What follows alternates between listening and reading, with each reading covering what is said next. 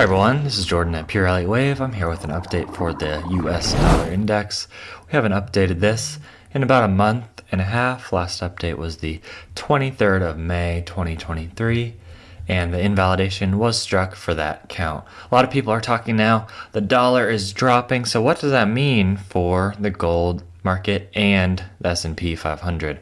Well, I'll tell you exactly what that means when we get to the monthly technicals, because I'll show you the correlations between the two. Hey everybody, this is Lara. I'm just going to quickly jump in here and remind you that very soon now, I think sometime next week, we're going to be launching a new analysis service at Pure Elliott Wave. It's gold 5 times a week, and it'll be done by Jack Frost with plenty of support from me. He's already been providing daily analysis of gold as an extra bonus to our Pure Elliott Wave weekly members, and next week that becomes a paid subscription, and when we launch it for the first 48 hours we're going to offer a never to be offered again grandfather rate. So if you click through on the link below in the description box, it'll take you to this page. Give us your email address, we'll add you to the list, and we will let you know when we launch that and when we offer that grandfather rate, so you don't miss out, because it's only going to be available for 48 hours. Thanks for your support, everybody. And let's just briefly revisit our last count. Let me pull that up for you here. Here we have our previous wave count. We had a first wave down that was a large impulse to the downside, and then we were thinking maybe an A, B, C flat. And we had an invalidation of 101.78. This price continued upwards, and it actually stalled around this area, and there were actually a bunch of evening stars around here, and then price fell and broke through the invalidation below, and since then it's been falling. I believe we're at around the 99 area today. So the larger trend we saw was being down. However, now we have relabeled this, and I'll show you what the count shows now. So here we have the monthly chart going into a contracting triangle with cycle A complete off to the left here and not visible, going up into cycle B, which is a W, X, Y double zigzag, and Y and W are both zigzags, and the X wave here is an expanded flat, A, B, C, subdividing 3, 3, and 5. The previous wave count saw cycle B complete and going into cycle C with the same target. However, the previous wave count had the intermediate 2, which makes up the first wave in this zigzag, as moving higher to this area. However, with the recent downward move, this can't be a corrective structure based on the look here for a wave 2 position, so we have labeled intermediate 2 over here and intermediate 3 now moving downwards. So we're expecting a sharp bear correction, which could potentially be sharper than this, as the third wave is often the sharpest wave of an impulse on average. On the weekly chart, we'll take off from the top of cycle wave B here.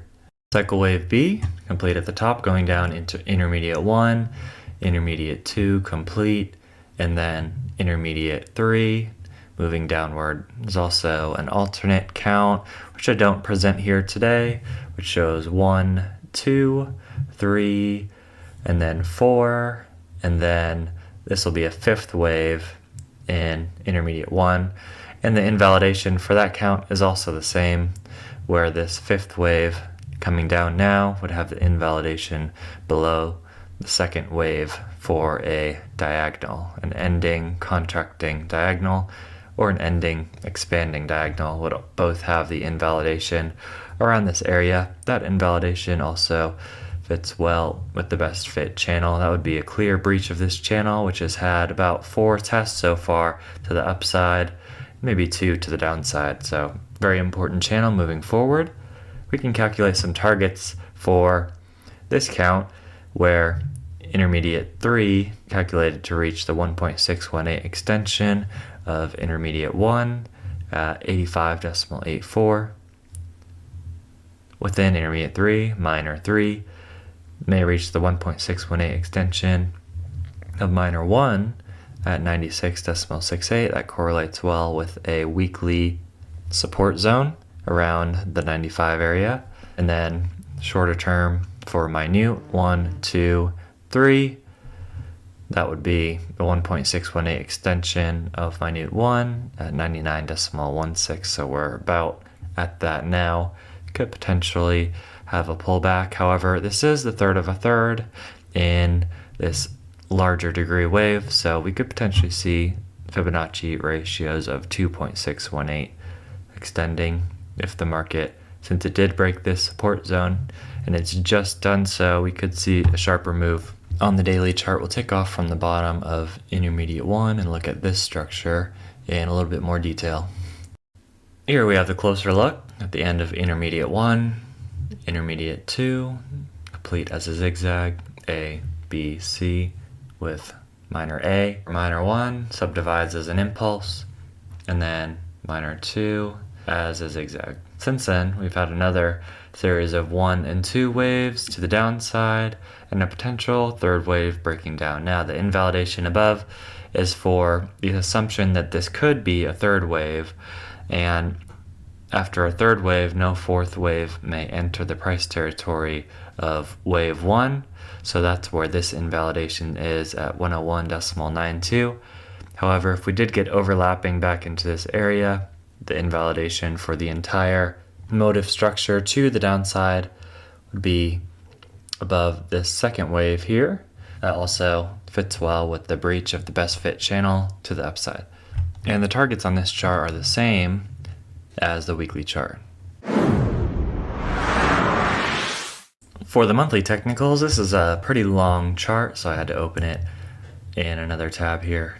But I wanted to show you the monthly, even though we've only had one new candlestick, and this most recent candlestick for July is still underway because we're only halfway through July. Currently we're testing the support, but we'll see where this candlestick moves throughout the month. The next support on the monthly chart is below, around the 90 area.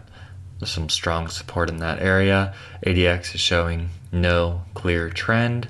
There's no recent candlestick patterns. However, we do have the support in this area strengthened by the bullish lower wicks and a couple tests in the past, even back into the long term. RSI is currently neutral. Stochastics are entering oversold, which is with no clear trend, and stochastics entering oversold, we'll expect price to continue falling until they reach oversold completely and support is reached, which we are nearly at support here, and stochastics are entering oversold, but they are not there yet, so we could see lower prices. ATR is increasing with bearish movement, and this is what I want to show you guys. So this is the monthly correlation between gold and the US dollar index, and then the S&P 500 and the US dollar index. And when this line moves down here towards the bottom, this means there's a negative correlation. If the line moves upwards towards the top, that means there's a positive correlation. As you can see, there has been a subtle negative correlation between gold, and then that correlation is totally lost here, and then it whipsaws back to the negative, and then that correlation is lost again to the upside. So there is no reliable correlation with the gold market and the US dollar index. For the S&P 500, it looks even worse. It's whipsawing back and forth, and it seems to happen about once a year that it has a positive or a negative correlation. So there is definitely not a reliable correlation between the US dollar index and the S&P 500. The weekly chart, we ran a correlation of the US dollar index and the euro, and you can see this is a very reliable correlation with 90% negative correlation sustainably held. And when we go to the monthly chart, we can only see a brief period where that correlation reached around the 40 area, but is still a general negative correlation, and it's not whipsawing around this base 0 level. For the candlesticks up here, we could see an evening star in late May, which was followed through with, and we're currently seeing the bearish price action. Resistance is around the 100.5, but this candlestick is still underway, so we haven't confidently broken this area. This week still has a few days left in it. Next support is below at 95.5, and overhead resistance is far away. Once this line is confidently broken, it will act as resistance moving forward. ADX is showing the very early stages of a bear trend.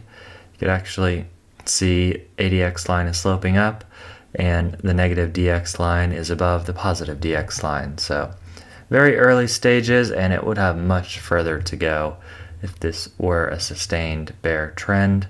RSI is still neutral, stochastics are neutral, ATR is declining as price moves lower. Now on to the daily technicals. Here's the daily technicals. You can see after I made our analysis on the 23rd of May, we continued a little higher, and then we had a lot of indecision candles up here, and a few of them are actually evening star reversal patterns, was followed through, and then we've had a downtrend since then. We also had a bearish engulfing at the next lower high here.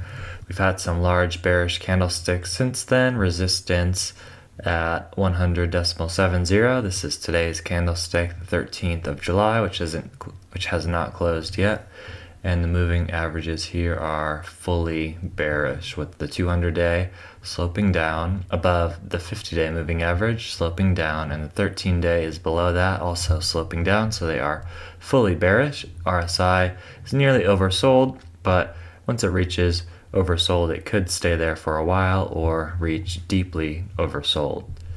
Stochastics are oversold, but now that we have a bear trend, we're not going to be using our stochastics. ATR is recently flat, and you can also see the correlation with the euro dollar consistently negative.